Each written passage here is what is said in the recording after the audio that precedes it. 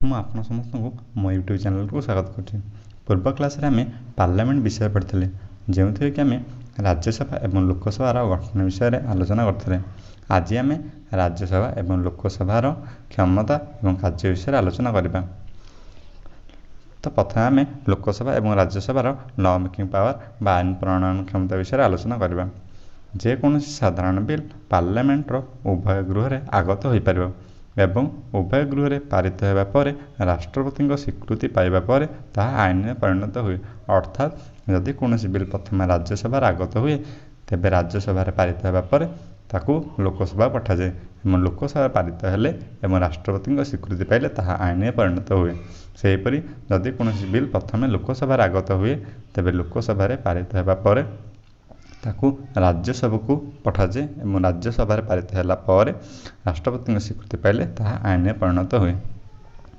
କୌଣସି ସାଧାରଣ ବିଲ୍ ଅନୁମୋଦନକୁ କେନ୍ଦ୍ର କରି ରାଜ୍ୟସଭା ଓ ଲୋକସଭା ଭିତରେ ମତ ପାର୍ଥକ୍ୟ ଘଟିଲେ ରାଷ୍ଟ୍ରପତି ସମ୍ବିଧାନର 108 ଧାରା ଅନୁସାରେ ଉଭୟ ଗୃହର ମିଳିତ ଅଧିବେଶନ ଆହ୍ୱାନ କରନ୍ତି। ଏପରି କ୍ଷେତ୍ରରେ ଯେହେତୁ ଲୋକସଭାର ସଭ୍ୟ ସଂଖ୍ୟା ରାଜ୍ୟସଭାର ସଭ୍ୟ ସଂଖ୍ୟାଠାରୁ ଅଧିକ, ତେଣୁ ଲୋକସଭାର ମତ ହିଁ ଏଠାରେ କାଏମ ରହେ। ଏଥିସହିତ ସମ୍ବିଧାନ ସଂଶୋଧନ ବିଲ୍ କ୍ଷେତ୍ରରେ ମଧ୍ୟ ଉଭୟ ଗୃହର କ୍ଷମତା ରହିଛି।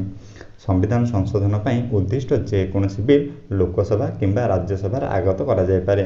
ସମ୍ବିଧାନର ବ୍ୟବସ୍ଥା ଅନୁଯାୟୀ ଏ ପ୍ରକାର ବିଲ୍ ଉଭୟ ଗୃହର ଅନୁମୋଦନ ଲାଭ କରିବା ଆବଶ୍ୟକ। ଦୁଇ କକ୍ଷ ମଧ୍ୟରେ ସମ୍ବିଧାନ ସଂଶୋଧନ ବିଲ୍କୁ କେନ୍ଦ୍ର କରି ମତ ପାର୍ଥକ୍ୟ ଘଟିଲେ ଉଭୟ ଗୃହର ମିଳିତ ଅଧିବେଶନ ଆହ୍ୱାନ କରିବାର ବ୍ୟବସ୍ଥା ସମ୍ବିଧାନରେ ନାହିଁ। ଆମ ସମ୍ବିଧାନର 259 ଧାରା ଅନୁଯାୟୀ ରାଜ୍ୟ ତାଲିକାଭୁକ୍ତ କୌଣସି ବିଷୟ ଉପରେ ଜାତୀୟ ଗୁରୁତ୍ୱ ଦୃଷ୍ଟିରୁ ଆଇନ ପ୍ରଣୟନ କରିବାର ଆବଶ୍ୟକ ହେଲେ ରାଜ୍ୟସଭା ଏକ ପ୍ରସ୍ତାବ ଗ୍ରହଣ କରି ପାର୍ଲାମେଣ୍ଟକୁ କ୍ଷମତା ଦେଇଥାଏ। ସେହିପରି ସମ୍ବିଧାନର 312 ଧାରା ଅନୁସାରେ ନୂତନ ସର୍ବଭାରତୀୟ ଚାକିରି କେବଳ ରାଜ୍ୟସଭାର ପ୍ରସ୍ତାବ କ୍ରମେ ସୃଷ୍ଟି ହୋଇଥାଏ। ଏବେ ଆମେ ଲୋକସଭା ଏବଂ ରାଜ୍ୟସଭାର ଅର୍ଥ ସମ୍ବନ୍ଧୀୟ କ୍ଷମତା ବିଷୟରେ ଆଲୋଚନା କରିବା। ଅର୍ଥ ସମ୍ବନ୍ଧୀୟ କ୍ଷମତାରେ ଲୋକସଭା ରାଜ୍ୟସଭାଠାରୁ ଅଧିକ କ୍ଷମତାଶୀଳ, କାରଣ ସବୁ ପ୍ରକାର ଅର୍ଥ ବିଲ୍ କେବଳ ଲୋକସଭାରେ ହିଁ ଆଗତ ହୁଏ। କୌଣସି ବିଲ୍ ଅର୍ଥ ବିଲ୍ କି ନୁହେଁ, ଏହା ବାଚସ୍ପତି ସ୍ଥିର କରନ୍ତି। ଚଳିତ ଆର୍ଥିକ ବର୍ଷ ଶେଷ ହେବା ପୂର୍ବରୁ ଆସନ୍ତା ବର୍ଷ ଆୟବ୍ୟୟ ଅଟକଳ ବା ବଜେଟ୍ ରାଷ୍ଟ୍ରପତିଙ୍କ ତରଫରୁ ଅର୍ଥମନ୍ତ୍ରୀ ଲୋକସଭାରେ ଆଗତ କରନ୍ତି। ଅର୍ଥ ବିଲ୍ ଲୋକସଭାରେ ଗୃହୀତ ହେବା ପରେ ରାଜ୍ୟସଭାକୁ ପଠାଯାଏ। 14 ଦିନ ମଧ୍ୟରେ ରାଜ୍ୟସଭା ଏହାକୁ ଫେରସ୍ତ ଦେବାକୁ ବାଧ୍ୟ ଅଟେ। ଯଦି ତାହା ନ କରେ, ବିଲ୍ଟି ପାର୍ଲାମେଣ୍ଟରେ ଗୃହୀତ ହେଲା ବୋଲି ଧରି ନିଆଯାଏ। ଏହାପରେ ବିଲ୍ଟି ରାଷ୍ଟ୍ରପତିଙ୍କ ସ୍ୱୀକୃତି ପାଇଁ ପଠାଯାଏ ଏବଂ ରାଷ୍ଟ୍ରପତିଙ୍କ ସ୍ୱୀକୃତି ପାଇଲେ ତାହା ଆଇନରେ ପରିଣତ ହୁଏ। ଆମ ସମ୍ବିଧାନର ଧାରା 75 କ ଅନୁସାରେ କେନ୍ଦ୍ର ମନ୍ତ୍ରିମଣ୍ଡଳ ସଭ୍ୟମାନେ ସେମାନଙ୍କ କାର୍ଯ୍ୟ ପାଇଁ ଲୋକସଭା ନିକଟରେ ମିଳିତ ଭାବେ ଦାୟୀ ରୁହନ୍ତି।